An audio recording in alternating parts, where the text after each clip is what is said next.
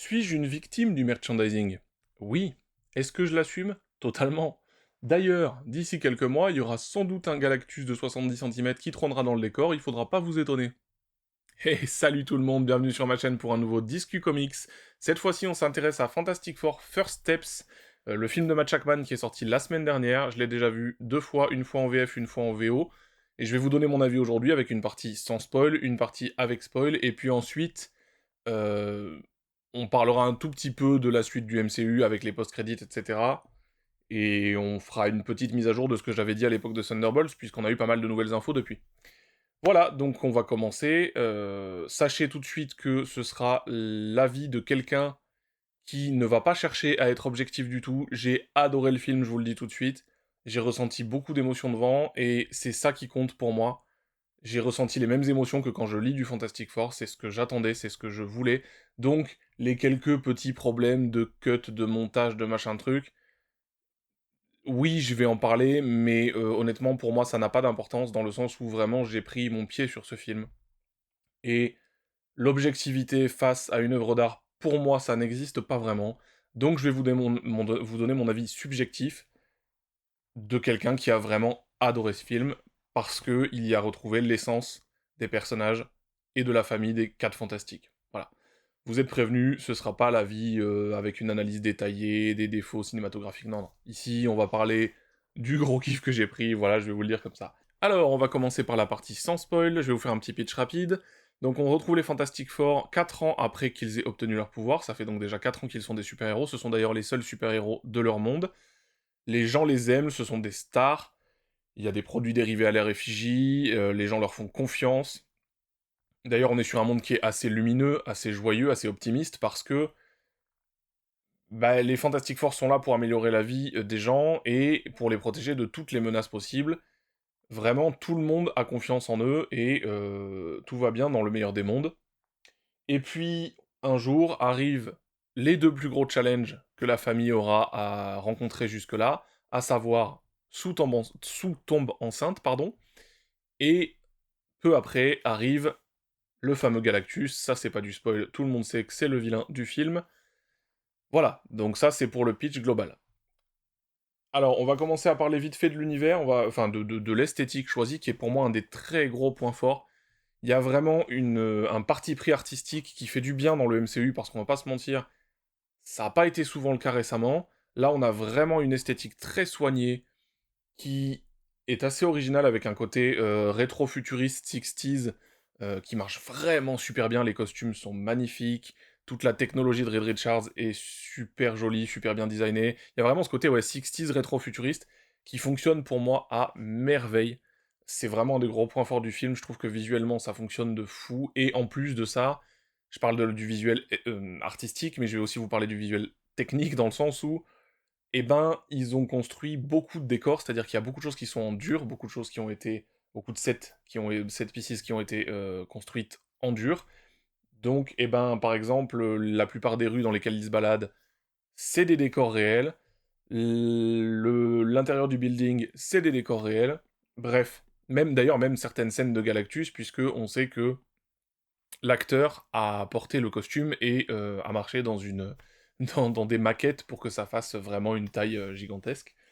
Donc vraiment, ce parti pris de faire le maximum de choses en dur, le maximum de choses en réel, donc de forcément faire moins appel au fond vert, etc., et ben ça fonctionne, parce que du coup, on a un monde qui est crédible à l'écran, qui est presque palpable, et malgré cette esthétique très rétro-futuriste, vraiment c'est crédible, quoi. Ça fonctionne trop trop bien. L'esthétique, moi j'ai adoré, et d'ailleurs c'est valable aussi pour le Chara Design, hein, globalement, puisque je vais en parler tout de suite. Galactus, Silver Surfer et les 4 Fantastiques, les Chara Design sont exceptionnels. Franchement, ça fonctionne, il y a un respect des comics qui est évident, et en même temps, il y a une petite touche bien propre à ce film, donc vraiment, sur l'esthétique, je n'ai rien à dire. Puisqu'on est sur l'esthétique, il y a aussi la réal qui va rentrer en jeu. La réal et la photo, pour moi, c'est topissime. C'est-à-dire qu'il y a, par exemple, sur les scènes d'action, si on parle juste de réal, là, les scènes d'action sont incroyables, notamment avec la Silver Surfeuse, on en reparlera un petit peu plus tard. Euh, L'esthétique globale, il y a vraiment des plans magnifiques, la photo est incroyable, je trouve.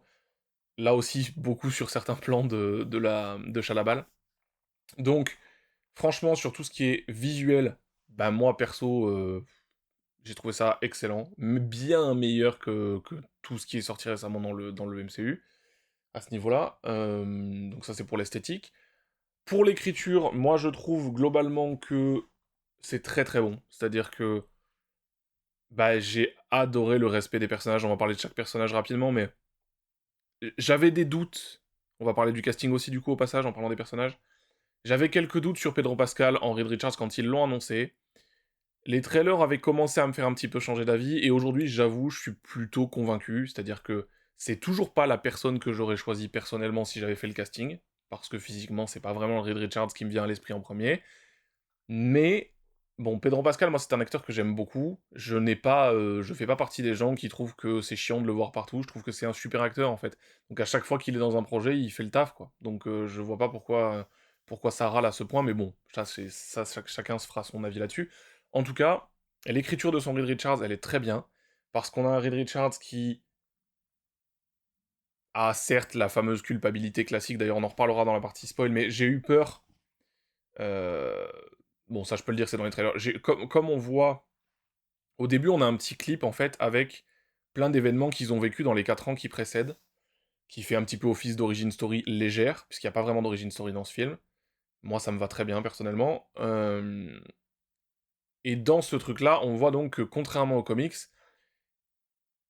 quand ils sont partis dans l'espace, il n'y a pas eu d'histoire de vol de navette, de Reed Richards qui les pousse à voler la navette et à partir dans l'espace. Et moi, du coup, j'avais peur que ça enlève sa culpabilité. Heureusement, parce que c'est quand même important la culpabilité de Reed, c'est aussi pour ça qu'il cherche à soigner, entre guillemets, à soigner l'équipe, et notamment Ben. J'avais peur du coup qu'on n'ait pas ça, et ils ont réussi à ramener ça malgré tout, via un dialogue qui fonctionne très bien, et ça suffit en fait. Et donc ça fait partie de la caractérisation de Reed Richards, donc il a cette culpabilité-là, mais à côté de ça, il a aussi tout ce que j'apprécie chez lui, c'est-à-dire que c'est un personnage qui a parfois du mal à faire abstraction de son intellect supérieur et de ce que ça lui crée comme idée, par exemple, sans spoiler, tant qu'on est dans cette partie-là. Il a parfois la fâcheuse tendance, tout le temps d'ailleurs, à envisager toutes les possibilités, y compris celles qui sont les plus horribles. Et du coup, forcément, ça c'est quelque chose que les autres personnages ont du mal à comprendre dans les comics aussi, mais il envisage toutes les possibilités, et parfois ça mène à des conflits avec les autres personnages, parce que forcément, il y a des choses qui pour les autres sont inenvisageables, mais qui dans l'esprit extrêmement cartésien et scientifique de Reed, bah, tout doit être envisagé, tout doit être étudié. Donc, il est comme ça dans le film aussi. Il a souvent réponse à tout, un peu comme dans les comics, c'est-à-dire que même si des fois il a du mal à trouver la solution, à chaque fois qu'il est mis en difficulté, il va essayer de trouver quelque chose de plus pour repasser au-dessus de la difficulté, au-dessus de l'obstacle. Donc ça c'est super, il abandonne vraiment jamais. Je trouve que d'ailleurs c'est un gros point fort de cette équipe. Ils ont vraiment réussi à retranscrire le côté vraiment très proactif de l'équipe. C'est-à-dire qu'ils ne se laissent jamais abattre, ils essayent toujours de trouver une solution pour surmonter les obstacles, même quand les premières ont échoué. Et ça j'adore, parce que vraiment c'est les Fantastic Four, c'est cette famille qui se serre les coudes et qui va toujours essayer de combattre les obstacles et les problèmes ensemble. Et ça, j'ai adoré. Donc Reed Richards, moi je trouve qu'au niveau de l'écriture, il a les caractéristiques que j'attendais du perso en fait. Surtout dans un univers où, voilà, grosso modo, ça fait 4 ans qu'il est un super-héros, donc j'attendais vraiment qu'on ait ça. On l'a. Je trouve que Pedro Pascal fait très bien le taf. Honnêtement, vraiment, moi j'ai aucun souci avec ça. C'est pas le meilleur personnage du film parce qu'ils sont tellement bons à côté, notamment deux dont on va parler, que bah voilà, mais ça marche, ça fonctionne. C'est le Reed Richards que j'espérais voir, et j'ai eu ce que je voulais. Ensuite, on a, je vais faire les deux meilleurs en dernier, mais ensuite on a Ben qui est joué par Ebon Moss Bachrach, je sais pas comment ça se prononce, qui est top. Moi, bah alors là encore une fois, je vais parler d'esthétique, mais le design de la chose, il est parfait. C'est la chose que je voulais voir à l'écran. Vraiment, c'est le design comic accurate. Je suis désolé d'utiliser le terme comic accurate parce que je sais qu'il fait débat, mais là, pardon, hein, mais sur cette famille, que ce soit esthétiquement ou en termes d'écriture, je trouve que le terme comic accurate est totalement justifié parce que j'y ai trouvé du Kirby, j'y ai trouvé du Byrne, j'y ai trouvé même du Wade. Enfin, vraiment, je trouve que on a les Fantastic Four esthétiquement comme en termes d'écriture. Même si on pourrait me rétorquer que Reed Richards et Pedro Pascal, bon voilà. Mais bref, en tout cas, sur l'esthétique, je parle. Mais en tout cas, donc Ben, en termes de design, c'est parfait.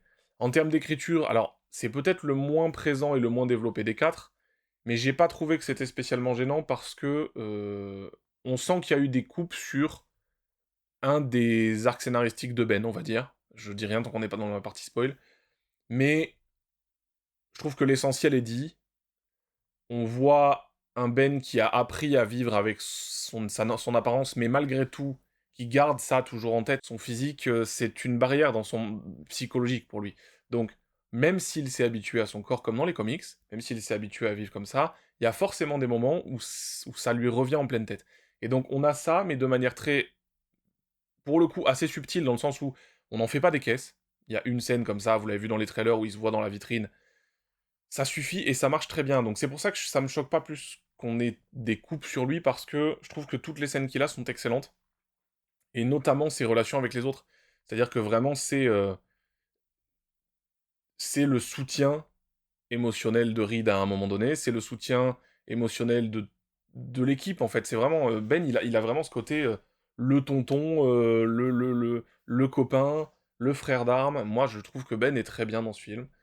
Même si évidemment on veut en voir plus, mais je veux en voir plus de tous en fait, parce que je les ai tellement tous aimés que je veux en voir plus. Mais dans le film en soi, je trouve que c'est pas choquant, je trouve qu'il est bien développé, suffisamment en tout cas pour que on s'attache à lui. Alors moi après je suis lecteur de comics, donc je suis attaché à lui déjà de base, mais bon, voilà. Très bonne prestation d'ailleurs, la voix de Ebon Moss-Backrack, que ce soit en VF ou en VO d'ailleurs, très bien. Donc Ben, moi j'aime beaucoup. Alors en VF, il y a le fameux "ça va chauffer grave". Moi, je suis plus un adepte du "ça va castagner" ou de "c'est l'heure de la castagne" si on veut vraiment en faire une traduction presque littérale du "It's Clobbering Time". Mais "ça va chauffer grave", ça passe bien même en VF pour le coup, parce que l'ancienne traduction, tout ça, c'est juste le grave moi qui me gênait un peu dans le trailer. Mais bon, c'était pour la synchro labiale, tout ça, OK, très bien, "ça va chauffer grave", ça va, ça le fait. Même si ça ne battra jamais la VO là-dessus. Mais la VF, elle est correcte. Honnêtement, elle est très correcte, contrairement à Superman, où vraiment la VF était catastrophique en ce qui me concerne, en tout cas de mon point de vue. Bref, donc Ben, très bien. Suzanne, alors là, bon bah je suis désolé, mais un des plus gros points forts de ce film. Vanessa Kirby est fantastique. C'est le cas de le dire. Le personnage est très bien écrit. Les pouvoirs sont super bien retranscrits visuellement, ça fonctionne très très très très bien.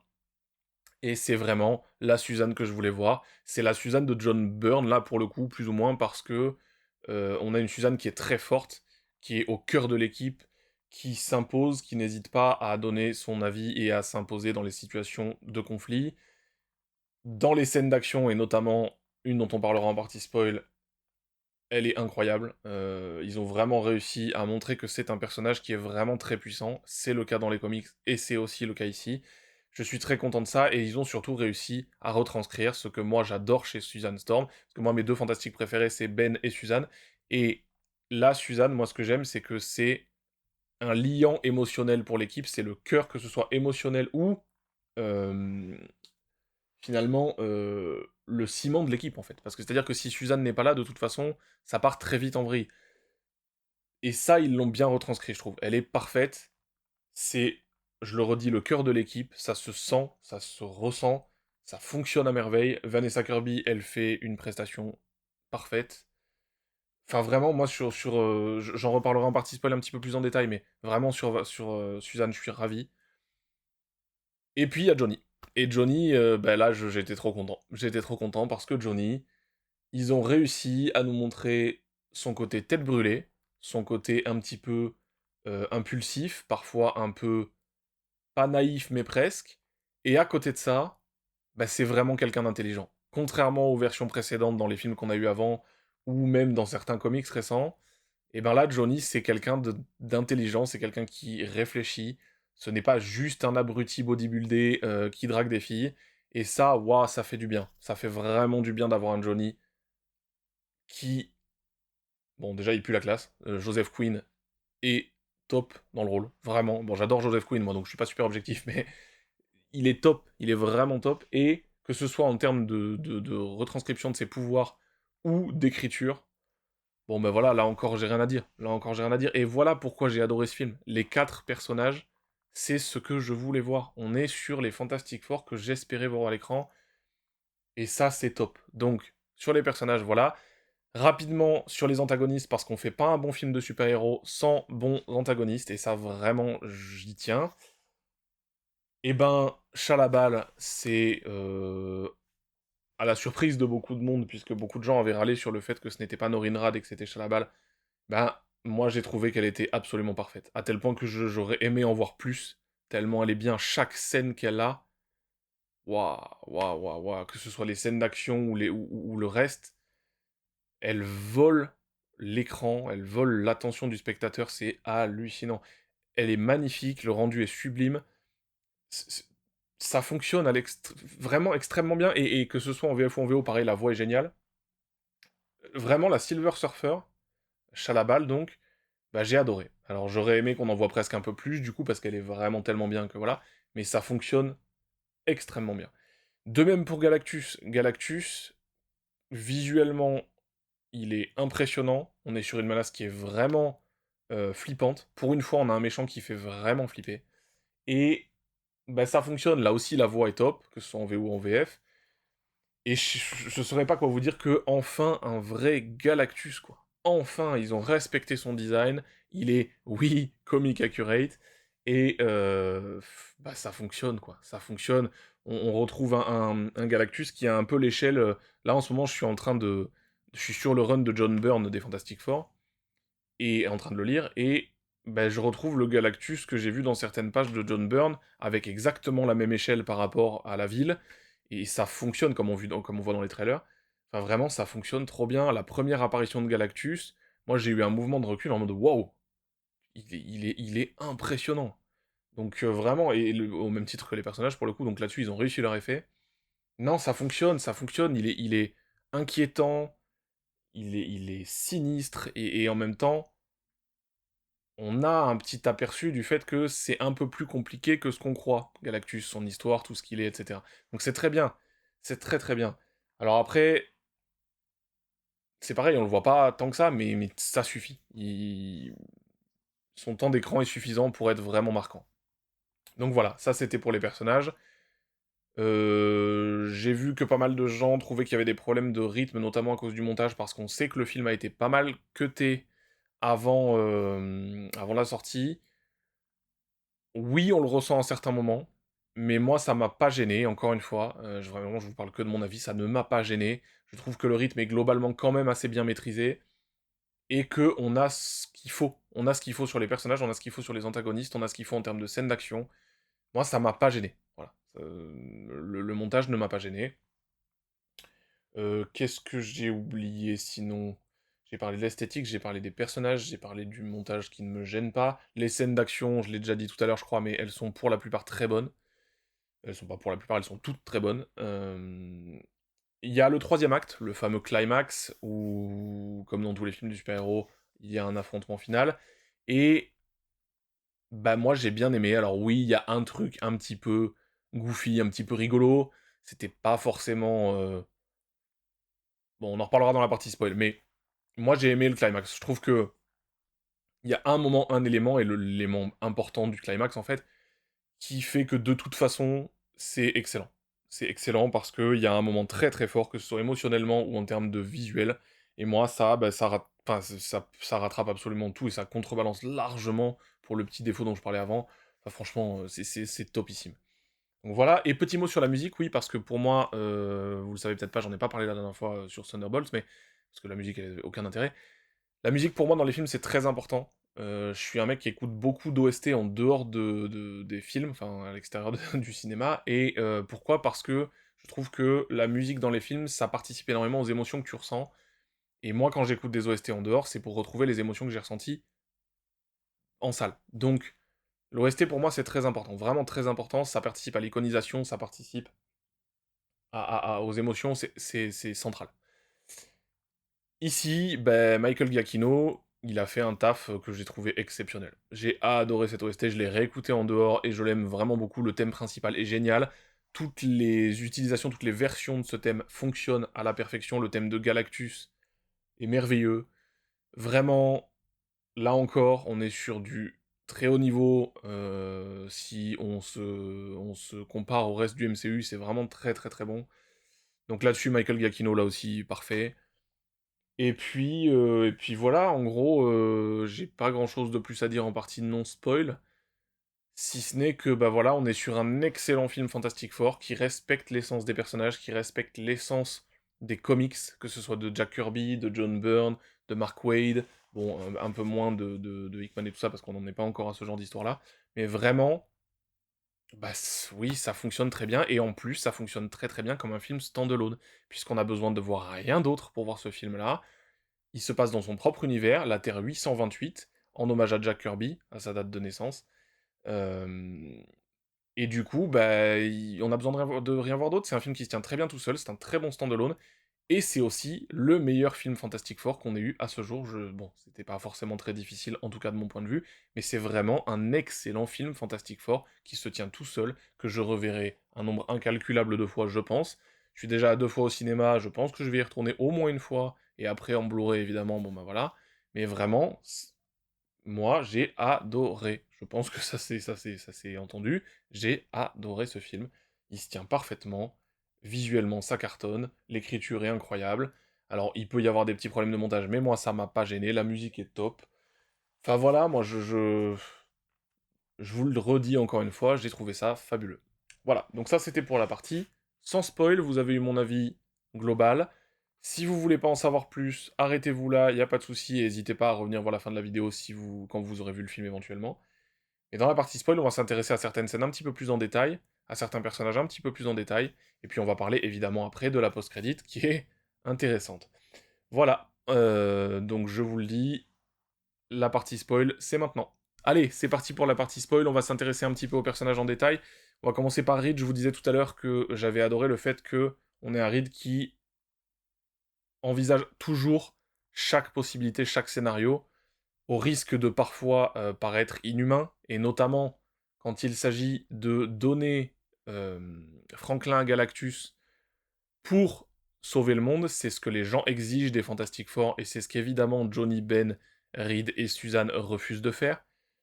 Et on a Reed qui, évidemment, à un moment donné, insinue qu'il a pensé, qu'il a envisagé que c'était la solution la plus logique, la plus mathématiquement euh, certaine de fonctionner, en fait.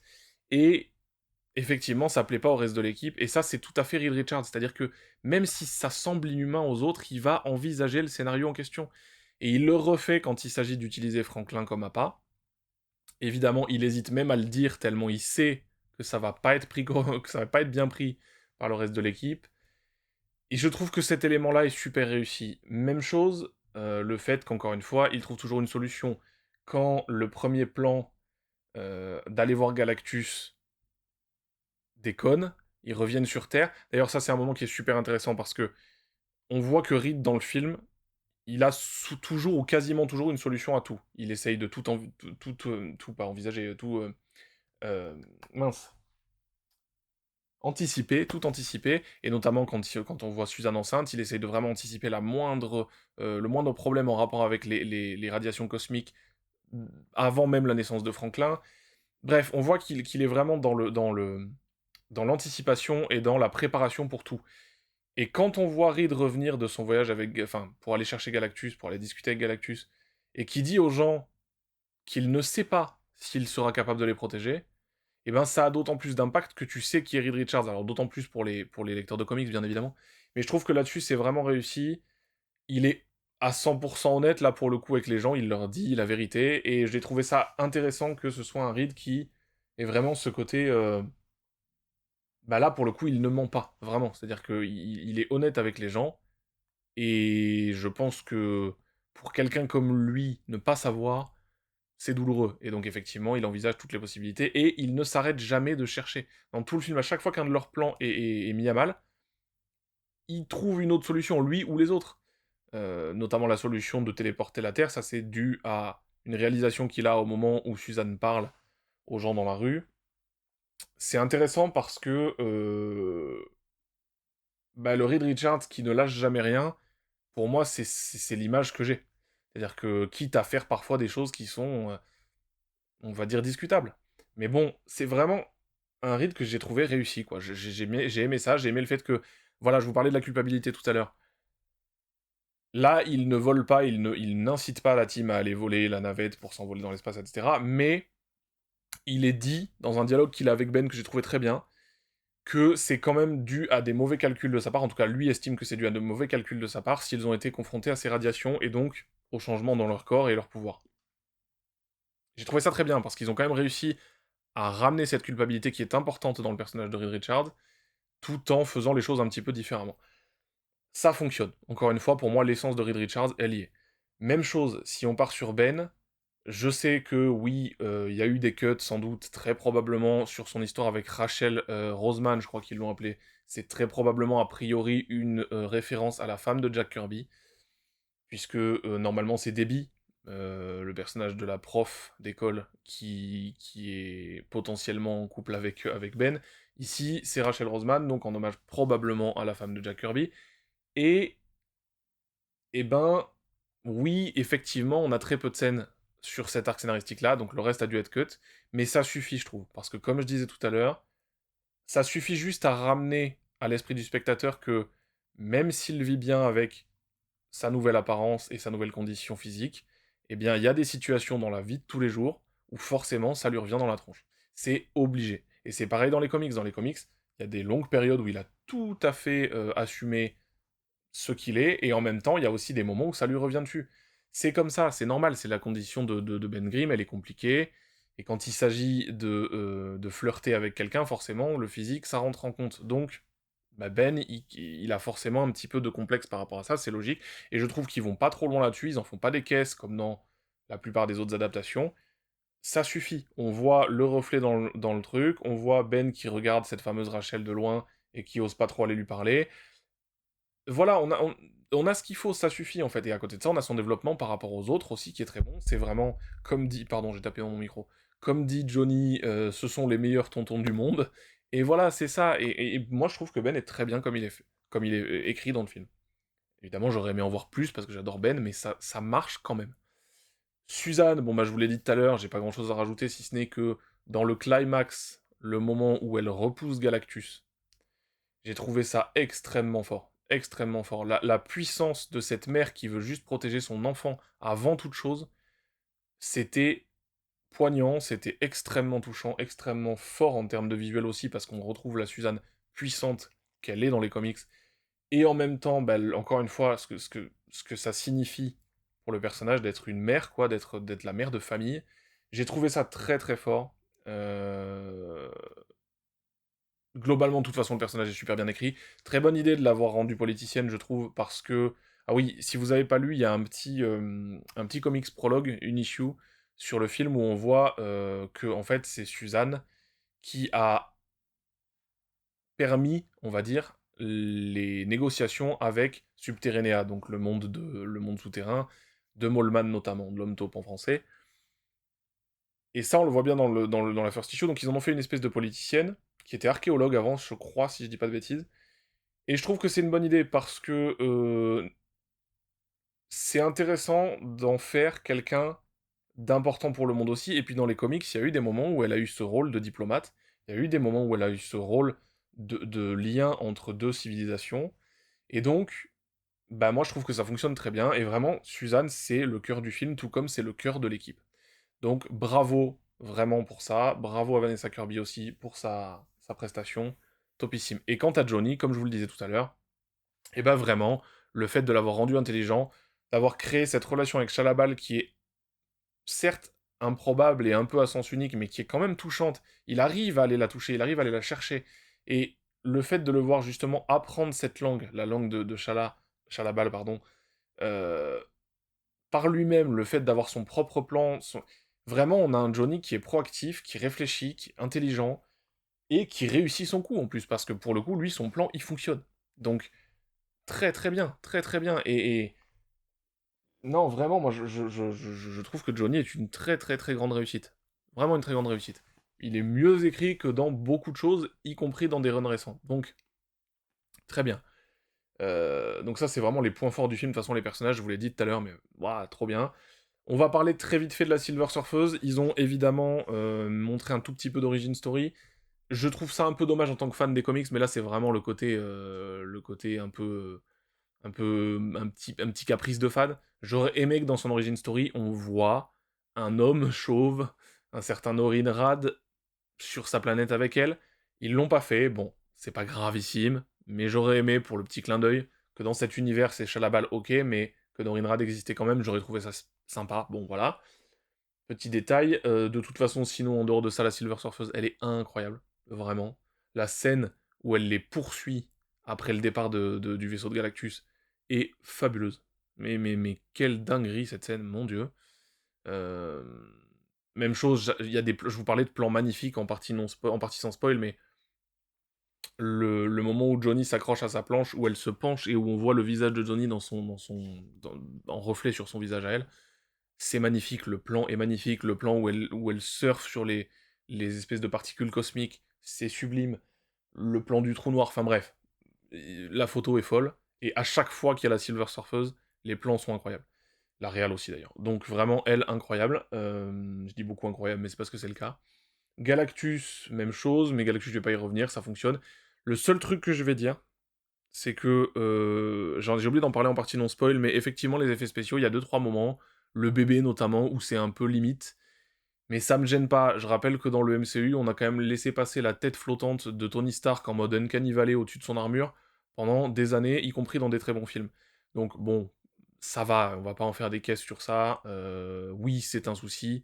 Enfin, j'ai vu pire comme défaut, et pour le coup, ça va. Même si, oui, en 2025, on aimerait bien que ce soit réussi à 100%. Mais bon, voilà, ça m'a pas sorti du film, c'est ça que je veux dire. Et enfin, je voulais parler un petit peu de la scène finale, le troisième acte, le climax, la confrontation finale. C'est vrai que ils prennent un peu Galactus pour un abruti. C'est-à-dire que quand ils veulent l'attirer là dans leur piège, et que bon, admettons, parce qu'ils ont pas vraiment d'idée de qui est vraiment Galactus, ils essayent un truc, ok. Le problème, c'est que je trouve juste un tout petit plan un peu bon. Le moment où Galactus va mettre le pied, qui reste en l'air, comme ça, pendant, je sais pas, 3 4 secondes, et qu'ensuite il le repose, ça fait un peu cartoon. Ça fait un peu. Bon, ça fait un poil ridicule. Non, ridicule, c'est peut-être un peu fort, mais vous m'avez compris. Ça, c'était peut-être le truc en trop. Rien de grave, ceci dit, on va pas non plus en faire des caisses. Mais ouais, si je dis qu'on va pas en faire des caisses, c'est aussi parce que derrière, la scène est folle. C'est-à-dire que une fois que ça s'est passé, après il récupère le bébé, et là, l'enchaînement est dingo. C'est-à-dire que tous les personnages ont un petit moment à eux, et Suzanne, évidemment, a son moment de grâce absolue, et ça fonctionne. Et puis, bah, Chalabal qui vient faire le petit coup de grâce, ça fonctionne aussi. J'ai vu des gens dire que c'était un problème, que ce soit la même chose que dans le film de 2000. Enfin, en fait, le truc, c'est que bah, c'est le scénario d'origine, en fait. C'est-à-dire que chez Jack Kirby et Stan Lee, bah, le Silver Surfer trahit Galactus aussi, face à l'humanité qu'il ne veut pas sacrifier, Norinrad, pardon. Donc en fait, c'est juste ça, hein. C'est pas une reprise du film de 2005, comme j'ai entendu des gens le dire, c'est une reprise des comics. Donc bah non, c'est très bien. C'est très bien, et moi je trouve ça top. Alors après, on aurait pu faire autre chose, j'en sais rien, mais moi je trouve ça top. Parce que vraiment, c'est la première apparition de Galactus, on y respecte les grandes lignes, ça me va très très bien personnellement. Encore une fois, tout ça est un avis très subjectif, il n'y a pas de souci, si vous avez pas aimé le film, je respecte entièrement, hein. C'est juste que moi, ça m'a plu, quoi, du coup. Donc voilà, ça c'était pour Galactus et pour le climax, même si vraiment je maintiens le plan où il met le pied un peu en l'air et puis il s'arrête. Bon, voilà, c'est un peu cartoon. Donc ça c'était... Oui, si, petit défaut du film, Moleman, l'homme taupe, c'est quoi ce truc, quoi? Enfin, il a rien de l'homme taupe des comics, lui, pour le coup. Bon, alors, c'est un peu justifié dans l'espèce d'issue préquel, là. Voilà, ça c'est le seul truc dont je suis pas très fan. Sinon, bon, de toute façon, on le voit à peu près 30 secondes, donc on s'en fout complet, mais lui, ils l'ont un peu raté. Bon, c'est pas très grave, vu qu'on le risque de revoir à peu près jamais, donc c'est pas grave. Et je voulais dire un autre truc, mais je me souviens plus. C'est le problème de faire les vidéos sans filer comme ça, et sans avoir fait un plan avant. Désolé si c'est le bordel, encore une fois, c'est le principe des discus comics. J'essaye de parler de mon avis sans filet, sans cadre, je n'ai rien préparé, et sans trop de montage, c'est le principe des discus comics. Là, c'est juste pour vous donner un avis d'un mec qui adore les Fantastic Four depuis assez peu de temps, l'air de rien, mais qui les adore vraiment fort, et qui a pris son pied devant ce film, quoi. Donc ça, c'est trop cool, et je ne sais plus ce que je voulais dire décidément. Mais en gros, voilà, de toute façon, l'alchimie entre le casting, l'alchimie entre les personnages, ça, c'est aussi pour ça que le casting, j'ai aucun souci. L'alchimie, elle est juste visible à l'écran, en fait. C'est hallucinant. On le voit qui s'apprécie, en fait, et ça fonctionne. Le feeling de la famille est totalement là. Ça marche à 100%. Et c'est ce que je voulais. C'est un film sur une famille. Ce n'est pas un film sur une équipe de super-héros lambda. Ce n'est pas un film sur un super-héros tout seul. C'est l'équipe sur la famille des quatre fantastiques. Et c'est l'essence même des personnages et de l'univers des quatre fantastiques de manière générale. Galactus a été respecté. Le Silver Surfer a été respecté, même si c'est Chalabal. Les quatre fantastiques en eux-mêmes sont incroyables. La musique est top. Visuellement, ça tue. Voilà, après, on pourra me rétorquer qu'il y a des défauts de montage, et j'entends tout à fait, et je comprends si ça a gêné certains, et franchement, il n'y a pas de souci. Moi, ça ne m'a pas gêné, parce que moi, je me suis concentré sur l'émotion que j'ai ressentie. J'ai eu des frissons tout le long du film. Il y a un moment où j'ai eu la petite larmichette qui était pas loin de tomber. Ça fonctionne, ça a totalement marché sur moi. Et pour moi, c'est un des vrais... Alors, je sais que là, je vais dire un truc un peu gros, mais c'est un des meilleurs films du MCU, pour moi. Voilà, ce n'est que mon avis, bien entendu. On va juste passer un tout petit peu à une partie sur la post-crédit, et puis après on s'arrêtera là, parce que je vais pas faire une vidéo trop trop longue, elle va déjà être un peu longue. La post-crédit, c'est... Alors là, vraiment, c'est encore plus du spoil, mais la partie spoil, on y est encore, hein, donc ne restez pas là, si vous n'avez pas vu la post-crédit. La post-crédit, c'est donc... Suzanne, c'est 4 ans après le film, si je ne m'abuse, et Suzanne est en train de lire une histoire à Franklin. Elle va chercher un autre livre puisqu'ils viennent d'en finir un. D'ailleurs, au passage, on voit que Franklin est déjà très intelligent puisqu'il lit des choses qui ne sont pas de son âge. Et quand elle va chercher un autre livre et qu'elle revient, elle s'aperçoit que quelqu'un portant une capuche verte et tenant un masque en métal dans sa main est agenouillé face à Franklin, et Franklin d'ailleurs lui touche le visage comme ça. C'est évidemment le Docteur Doom, à ceci près quand même que dans les crédits, on a donc le nom du thème qui est joué à ce moment-là, qui s'appelle Doom, point d'interrogation. Pourquoi ce point d'interrogation? Je ne sais pas, nous verrons bien. En attendant, a priori, Docteur Doom est intéressé par Franklin. Il est donc venu chez eux pour le chercher, je ne sais pas, le chercher, lui parler, j'en sais rien, en tout cas il est là. Moi j'ai eu un petit frisson, parce qu'encore une fois, je vous l'ai déjà dit, je suis un immense fan de Docteur Doom. Le Monsieur Fatalis, c'est vraiment un antagoniste qui me fait rêver. Et juste le fait de voir sa capuche et son masque, même si c'est 2 secondes, ben moi ça m'a filé un petit frisson. C'est perso, c'est subjectif, mais ça m'a filé un petit frisson. En soi, la post-crédit, elle est pas incroyable. Mais elle m'a quand même fait ressentir plus de choses que toutes les post-crédits précédentes. Et alors qu'on me reparle pas de celle de Thunderbolt, s'il vous plaît, quoi. Donc là, vraiment, j'ai ressenti un truc parce que c'est Doom. Alors encore une fois, ça n'engage que moi, parce que là, vraiment, je suis un fanboy de Doom, et donc, juste ne serait-ce que de voir la capuche verte et le masque, moi, j'étais pas bien. Donc, voilà. La post-crédit, c'est ça, elle est suffisante pour teaser la suite, et moi, elle m'a fait ressentir quelque chose, c'est tout ce que je demande. La deuxième sert pas à grand-chose, c'est juste un petit truc de dessin animé, c'est le générique de leur dessin animé dans l'univers. Rien de majeur, mais on s'en fout parce que la première servait enfin à quelque chose, donc c'est cool. Maintenant, l'avenir du MCU très rapidement, on a appris quand même que, je vous disais, je crois, il me semble que je vous le disais sur la vidéo de Thunderbolt, j'espérais un soft reboot post-Secret Wars. Kevin Feige a très clairement insinué que ça allait être le cas. Donc là, je suis content pour ça, parce que les X-Men vont pouvoir arriver dans des bonnes conditions, je l'espère. Donc ça, c'est cool. En revanche, je reste très inquiet pour Doomsday, parce que, si vous avez suivi un petit peu l'actualité, le film est en production, est en tournage depuis quelque temps, et le script n'est toujours pas fini. Même chose, on a aussi eu le remplacement du réalisateur de la deuxième équipe de tournage, en plein milieu, parce que ça convenait pas au Russo, le travail du précédent ou je sais pas quoi.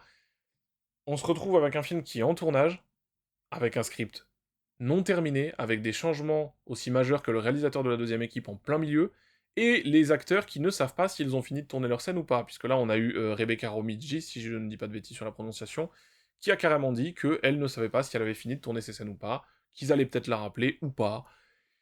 C'est quand même un sacré bordel. Enfin, je veux dire, un film de cette ampleur-là, qui est censé représenter quand même la première partie de l'arc final du MCU tel qu'on le connaît,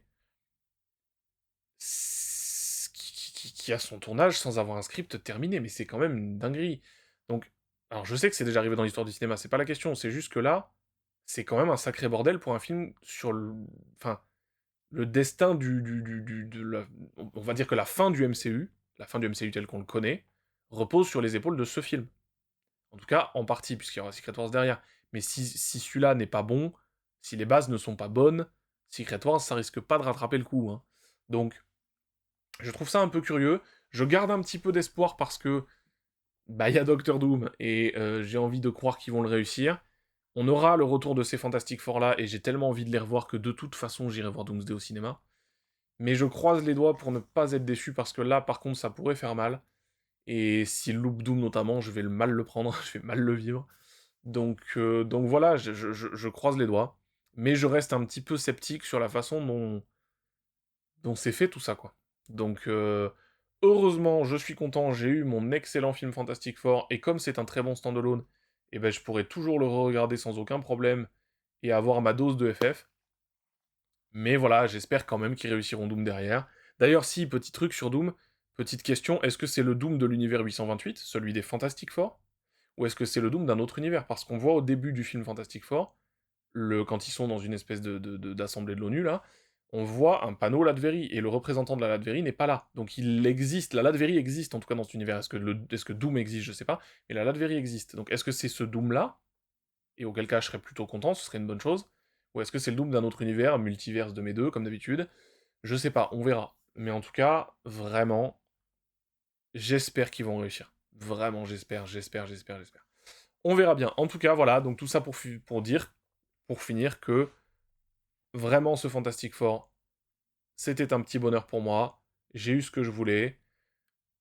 C'est peut-être pas parfait, mais moi, aucun défaut ne m'a gêné suffisamment pour me sortir du plaisir intense que j'ai eu au visionnage de ce film.